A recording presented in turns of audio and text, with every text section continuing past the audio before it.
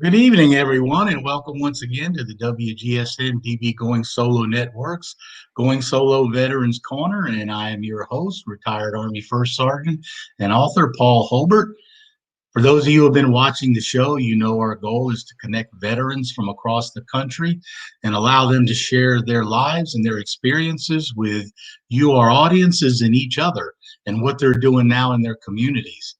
So before we get started again tonight, I want to thank our sponsors once again. Quest Jewelers of Merrifield, Virginia. Pete and Juan Tane, owners, have custom-made jewelry and fine quality pieces that are available anytime for any occasion. So if you're looking for something special, visit questjewelers.com and tell Pete and Juan what you're looking for, and they'll be sure to help you. Our other sponsor tonight is Nationwide IT. Nationwide IT Services is a service-disabled veteran-owned small business and a certified 8A small business by the Small Business Administration. And CK Park and his crew provide professional management, IT training, and strategic services to all customers, both public and private sector. So if you're looking for that particular business assistance with your company, contact CK Park at Nationwide IT, and you will see all of our sponsors' information on the screen.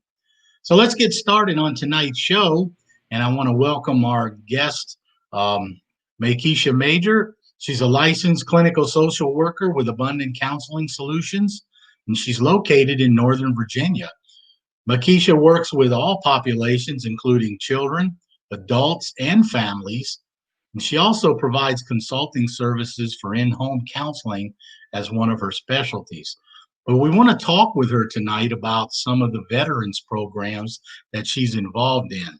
So let me first say welcome to the show, Keisha. Thank you, Paul. It's good to be here.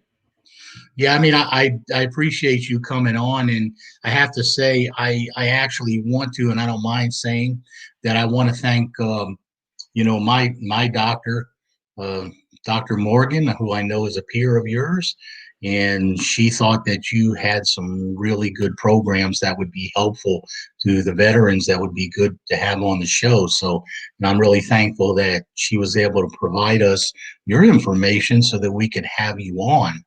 So, Keisha, let me just ask you first. You are a licensed or a certified clinical social worker, and I know that's not something easy to do. So I was going to ask you, tell us a little bit about yourself and how you got into that first.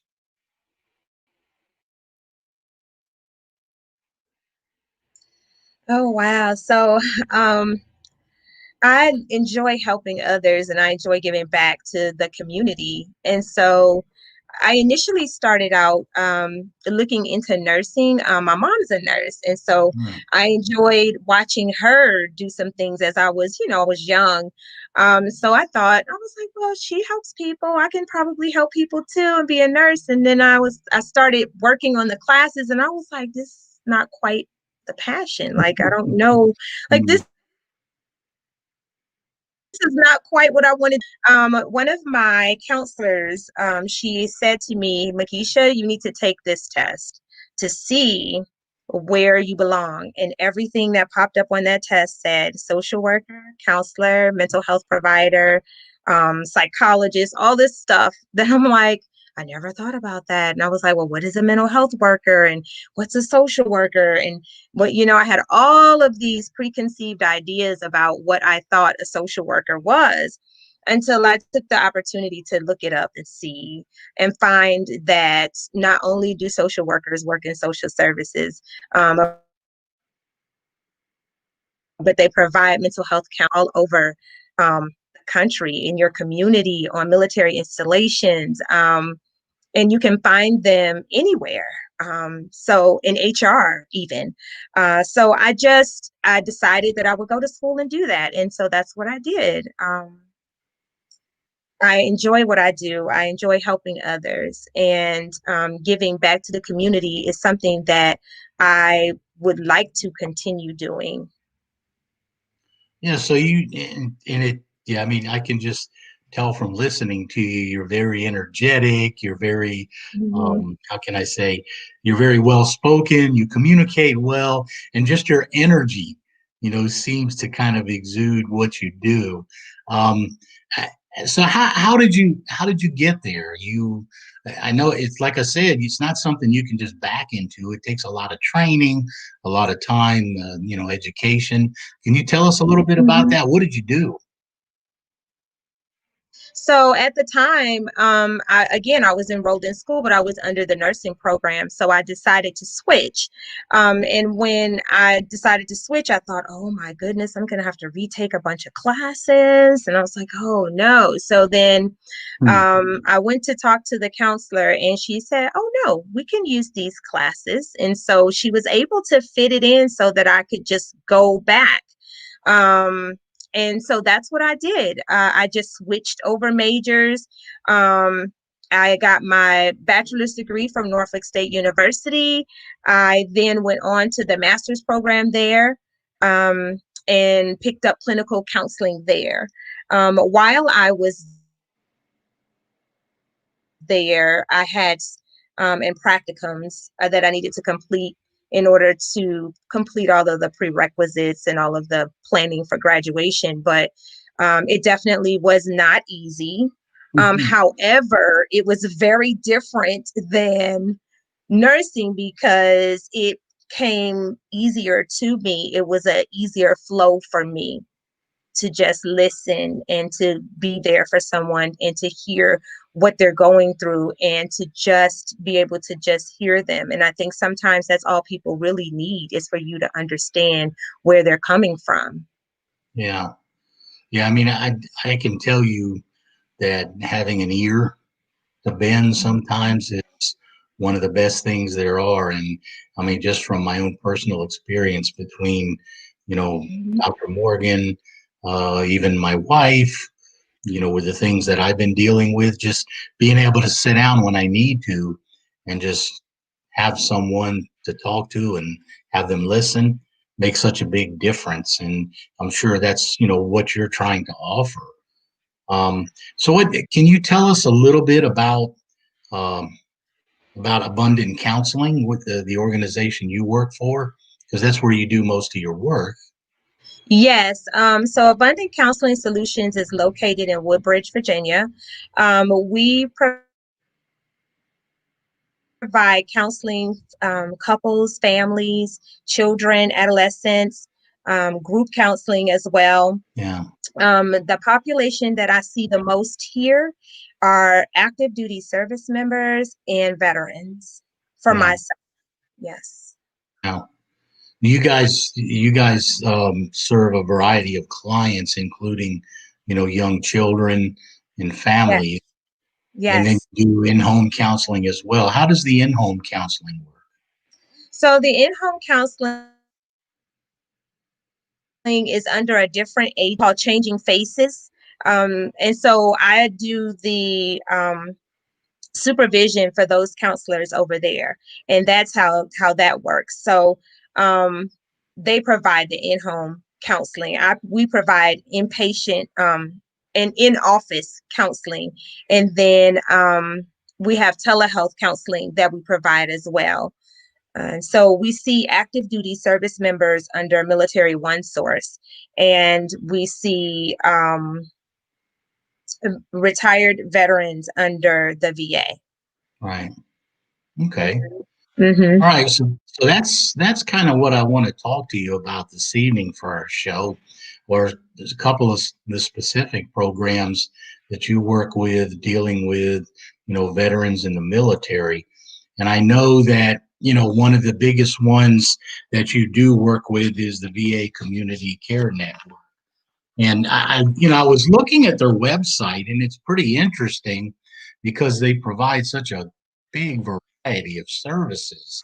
But I clicked on the one that seemed to specifically deal with veterans, and Mm-hmm. I'll let you talk about it. But I mean, they do everything from pharmacy assistance to veterans health care, you know um, behavioral science counseling. And then I saw on there that they also give veterans assistance dealing with the VBA and the VA. So why don't you, if you would, kind of start and tell us a little bit about this program and what you're doing. So the community care network was created because there are sometimes barriers to access in the to services. Having to go to the VA, sometimes it can be a long wait. And so what they did was they decided, hey, we have community providers that can provide these same services to our veterans within their community, and it's within distance to where they live. And I think distance also was another barrier to access of service. And so they created the community care network so that way the veterans that, for example, live in DC don't have to drive out to Woodbridge to see a provider, or they don't have to wait for 3 months for a scheduled appointment.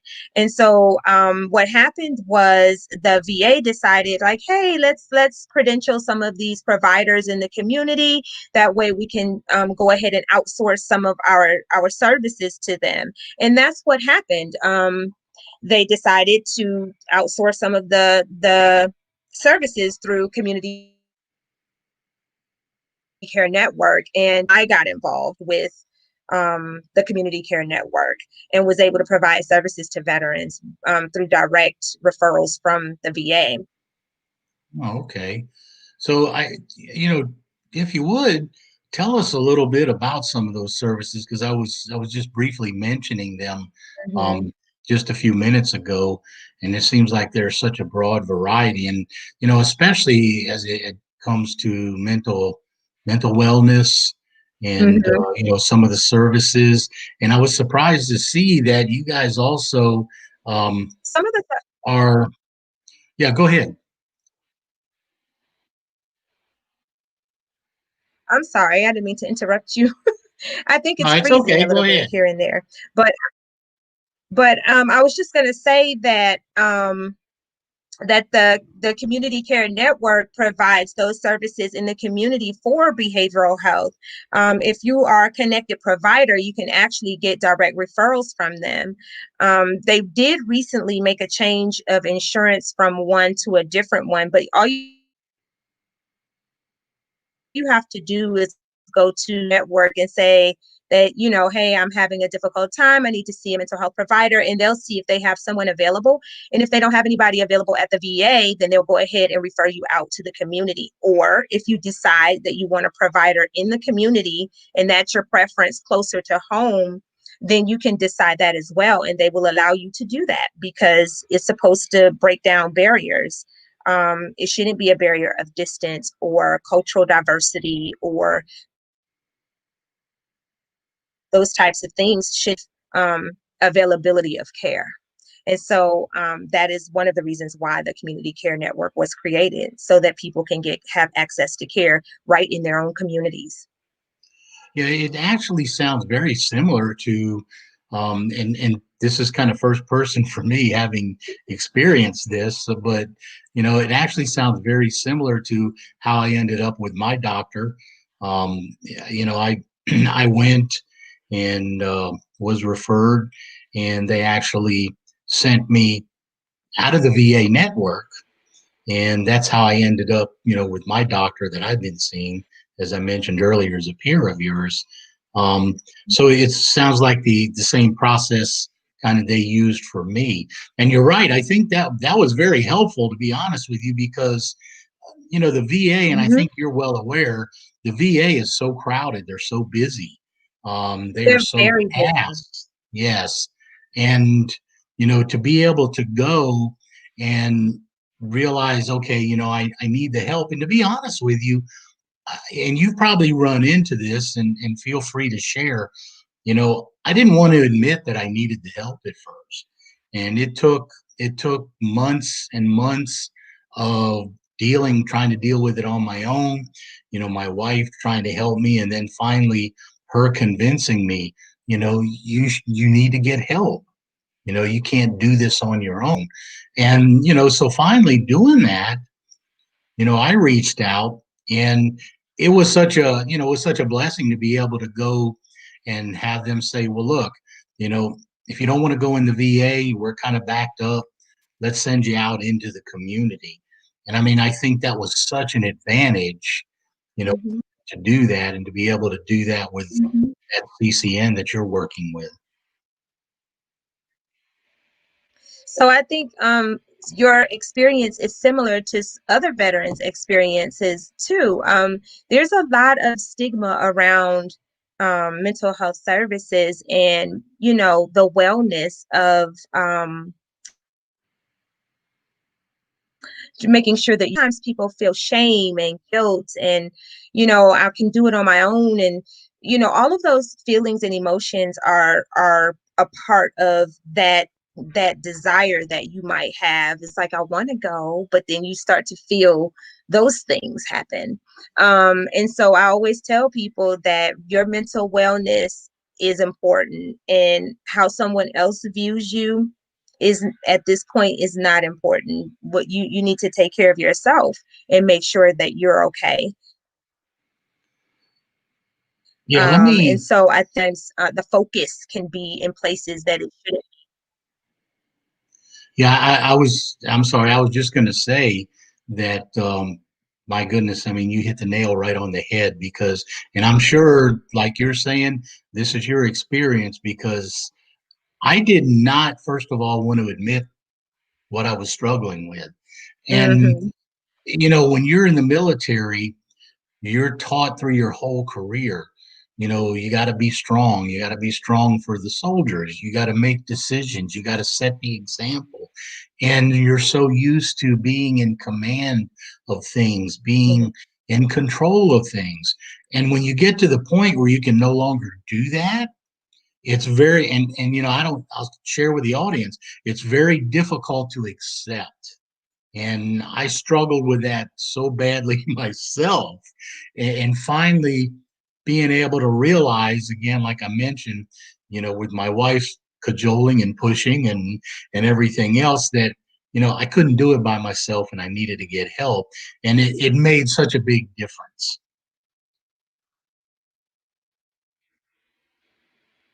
Yes, it absolutely does make a big difference when you have some support. And I think sometimes we're thinking we don't have the support, but their support is there. The support is in your communities. The support that you need is in your home. It's just having access to that support.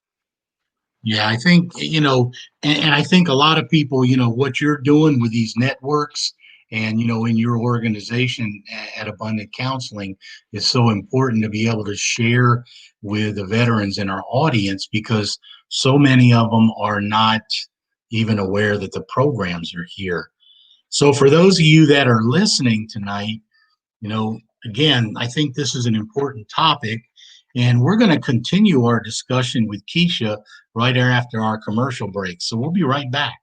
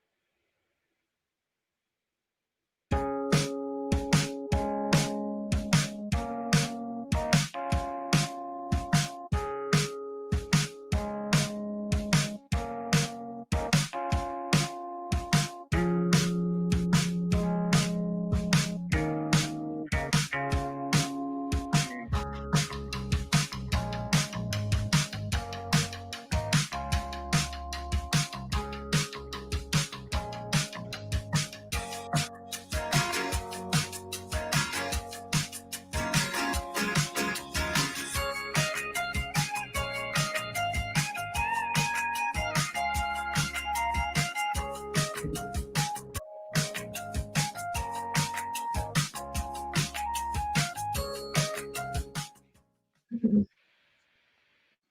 right. Welcome back, everyone. And you're listening once again to the Veterans Corner on the WGSN-DB Going Solo Network.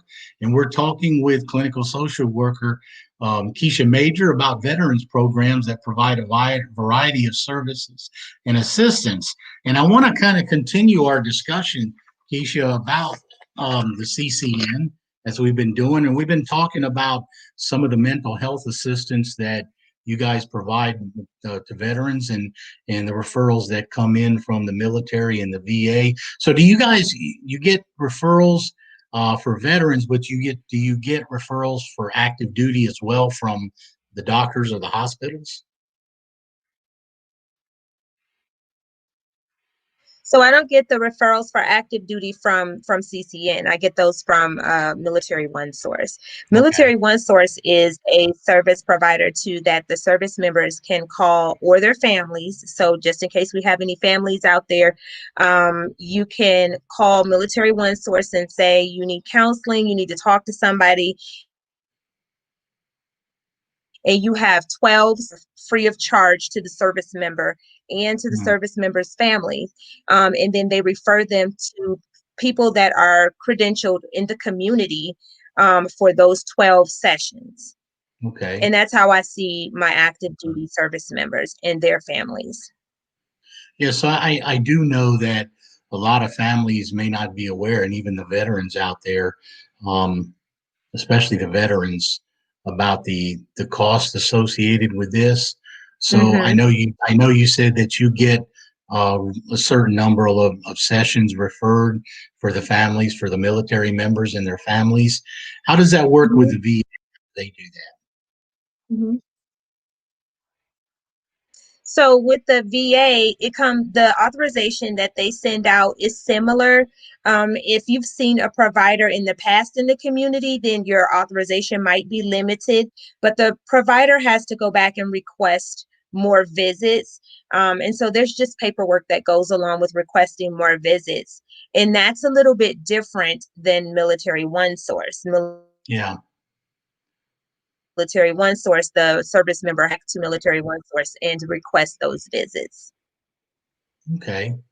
So it sounds to me like you guys do quite a bit of work with mental health for the veterans. But one of the other things that really kind of, I have to say, kind of impressed me and it surprised me when I was looking at the network was the assistance they provide with VBA, working with the Veterans Benefits Association.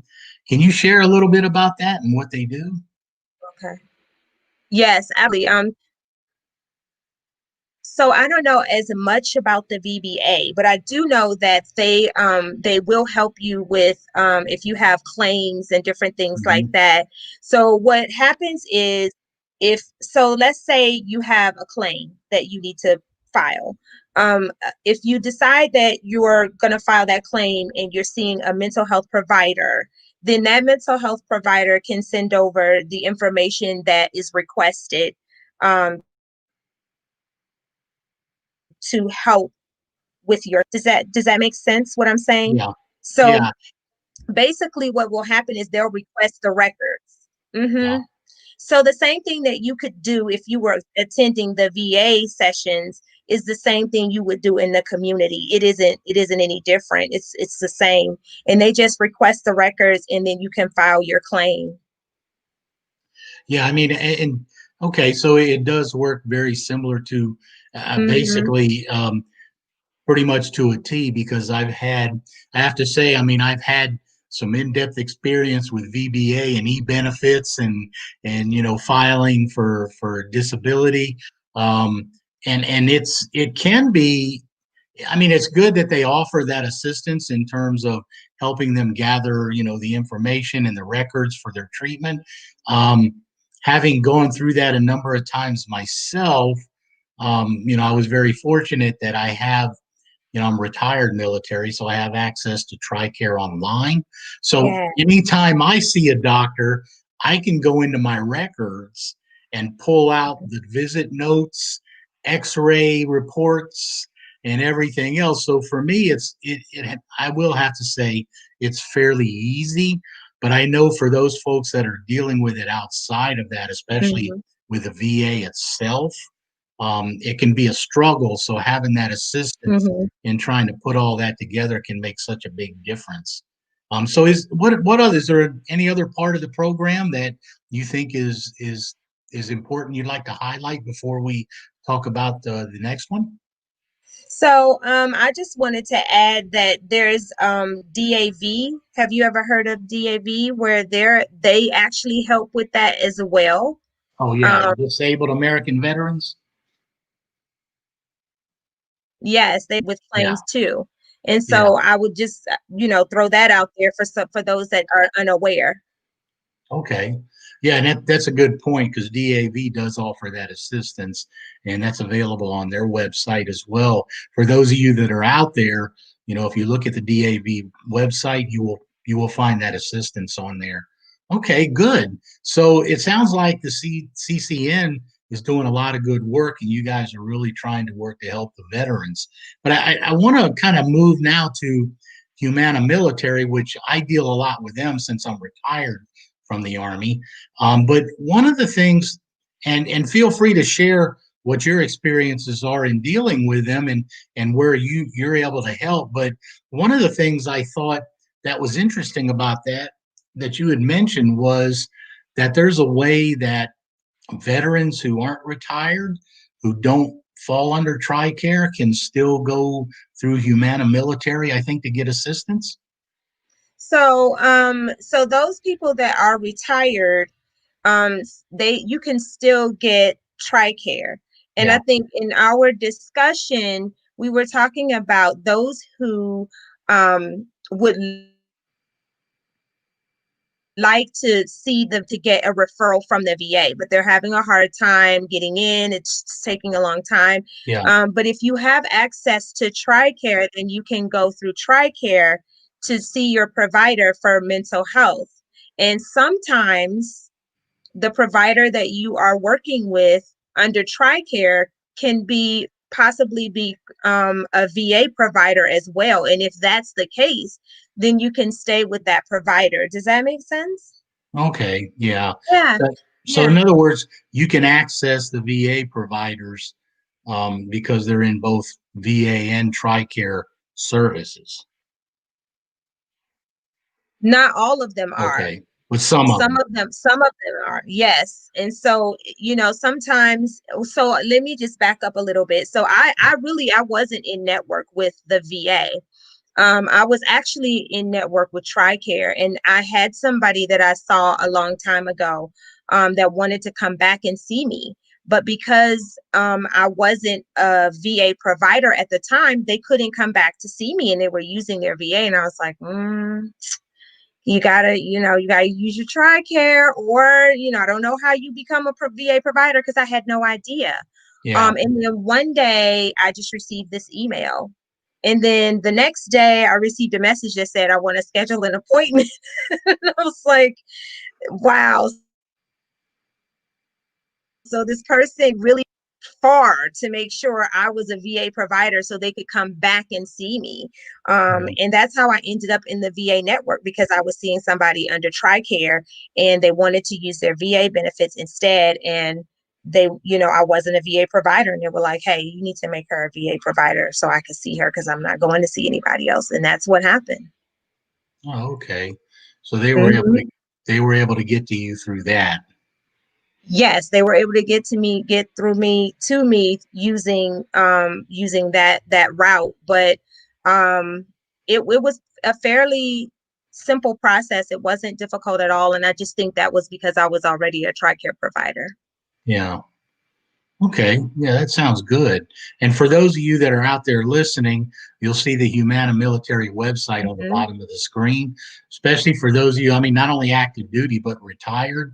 I mean, if you haven't really been on that website, Hmm. I would encourage you definitely to get on that website make sure you create your account, go on there, because you'll have access to so much of your records, your treatment, your pharmacy, your lab work, and everything is right at your fingertips. So for those of you that haven't taken advantage of that, I would definitely encourage you to look at Humana Military.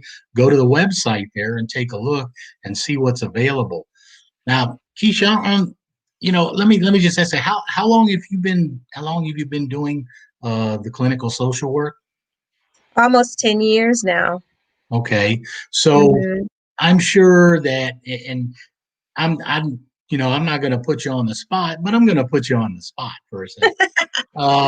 No, in all seriousness, you've been doing this for a long time, Hmm. and I wonder if you could take a moment and share with us a particular experience. And of course, I know that, we don't want to talk about who's who or any information like that, but a particular experience that you had dealing with one of your veterans that really stood out to you that you thought was important. Um, I would say this is overall overarching. Mhm. But so it's big when someone feels like you really are listening to them.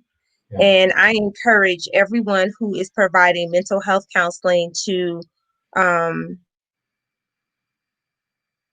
to folks to during the time that you are spending that time with them, because you never know um how much of an impact you have on that person. And it's always good to hear, you know, Miss Major, you really helped me. Yeah. Or the random kid that runs up to me in the grocery store and runs behind me and starts hugging me. And I'm like, who's this? And it's a kid from like 4 years ago. Yeah. So I think that's super important that we all stay mindful, and that we understand how important our role is when we are meeting with folks. Yeah, I mean, I think that makes sense. I mean, you look back Mhm. on it, and I'm sure it's a good feeling to know that you had an impact on someone. Um, I've been teaching as an adjunct professor at one of the local colleges here for, well, gosh, probably about 17 years now. Oh, And wow. it's so funny that I can be out somewhere in public and I will have someone come up to me that I completely do not recognize. And of course, my wife tells me all the time that I have issues with short-term memory loss, and she's always teasing me about it. But when I have a student that comes up to me from 10, 12 years ago, that had me for several classes, and they say, Professor, do you remember me? I was in your contracting class, 100 6 years ago, and sometimes I do remember them, sometimes, but sometimes I feel so bad because I have a blank look on my face. But they'll tell me, I really enjoyed the class. That program helped me so much. I'm actually doing federal contracts now. So yeah, and I can see that in your profession definitely having, I mean, an impact, because what you're doing deals with people's lives on such a personal level. Hmm. And those people who were, a lot of them, I'm sure, initially afraid to reach out for help, to have someone like you to be able to sit down with, that will listen to them and make them feel comfortable about opening up and talking. I mean, I know that makes such a big, big difference. So, I think it's really great, what you're trying to do. Well, thank you, Paul. Yeah, I mean, I have to tell you, I know it's important, and like I said, I'm speaking from firsthand experience. You guys do some wonderful work, and I know it's made a world of difference in my own life. And so I'm sure that you've helped so many veterans out there, and I'm sure that you will continue to help them. So I just want to ask you before we close, though, if you would, if you could share a thought with our veterans out there, from your perspective and what you do, what would that be? What would you want to leave them with? I would want to leave them with, if you are feeling like you need help, it's okay to take the opportunity to get the help. There isn't anything wrong with you accepting that help in that moment. Yeah. And I would encourage you all, if you need help, to please just call the phone number and schedule an appointment. Yeah, I mean, like I said, I can't stress that enough either, for you, because that was so important in my own life. And that's why I thought it was important to have you come on the show and share some of the work that you're doing and what's available out there with what you're doing, because I think this is such an important aspect of veterans' lives, because you don't realize it. And sometimes it doesn't affect you right away and it doesn't come on till later. And having someone to be able to talk to tell you that it's okay to struggle, to tell you that you're not completely out of your mind, makes it so important. So I want to thank you for that. That is a very important thought. So, Keisha, I want to thank you, though, for coming on the show and spending the time with us this evening and sharing some of that information and those experiences with us. And thank you again for all the work you're doing to help our veterans and other people in the community, both children's and families. So, again, thank you for taking the time to come on the show. And I'm glad that you could come and meet with us. Thank you for having me, Paul. And I don't mind coming back if you have me come back. Thank you. Okay, yeah. I mean, we may do that. I may contact you to talk about some of the other programs, and maybe we'll Absolutely. get you back on the show. And I know CC here at the network has several other shows that deal with very similar subjects, and so she may talk with you as well about coming on one or two of the other shows and sharing some of the other experiences and work that you're doing. Thank you. All right, thank you, Keisha, and it was good to see you. It's good to see you. All right, so we want to thank you. And before we close our show, though, I want to remind our veterans that the VA right now is working closely with CDC and other federal partners to provide COVID-19 vaccines to veterans and VA healthcare personnel. So, for those of you that are out there trying to find out what's going on with the vaccine and where you may stand in the queue as far as being a veteran, you can look at the website there at va.gov healthcare COVID-19 vaccine. You see it there on the screen. We encourage you to go to that website, take a look, and you'll be able to find out all the information and the latest of what the VA healthcare system is doing with the COVID-19 vaccine. So I want to thank all of you for joining us again tonight on another edition of the WGSN-DB Network's Going Solo Veterans Corner.